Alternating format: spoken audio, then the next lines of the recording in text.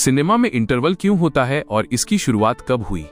आज हम जब थिएटर में फिल्म देखने जाते हैं तो बीच में आने वाला इंटरवल हमें बिल्कुल सामान्य लगता है, लेकिन असल में इंटरवल कोई रचनात्मक आइडिया नहीं था।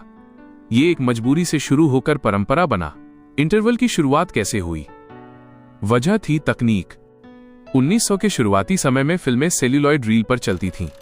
एक रील सिर्फ 10-15 मिनट चलती थी। लंबी फिल्म के लिए कई रील बदलनी पड़ती थीं। रील बदलते समय स्क्रीन बंद हो जाती थी। दर्शक अंधेरे में न बैठें इसलिए लाइट जलाई जाती थी और थोड़ी देर का ब्रेक दे दिया जाता था।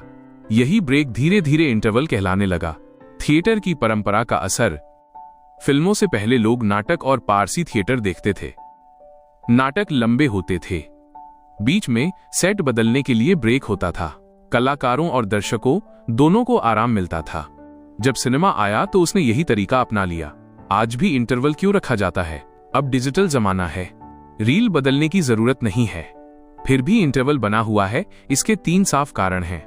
कमाई के लिए थिएटर की बड़ी कमाई पॉपकॉर्न, कोल्ड ड्रिंक और खाने पीने से होती है।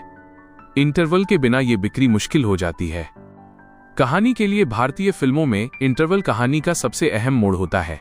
बड़ा खुलासा, चौंकाने वाला सस्पेंस, हीरो की हार या विलेन की जीत। इंटरवल पर दर्शक सोचते रहते हैं कि आगे क्या होगा। दर्शकों की जरूरत 2.5 या 3 घंटे की फिल्म में वॉशरूम जाना, शरीर को आराम देना, दिमाग को थोड़ा ब्रेक देना। इंटरवल जरूरी हो जाता है।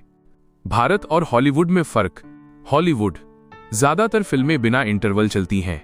कहानी को बीच में तोड़ा नहीं जाता। भारत फिल्में लंबी होती हैं। इंटरवल को फिल्म का हिस्सा माना जाता है। कई बार विदेशी फिल्मों में भी भारत में इंटरवल जोड़ दिया जाता है।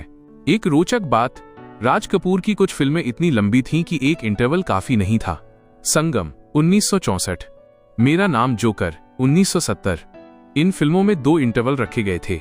निष्कर्ष, इंटरवल पहले तकनीक की मजबूरी था, फिर थिएटर की परंपरा बना, आज व्यापार और दर्शक की जरूरत बन चुका है।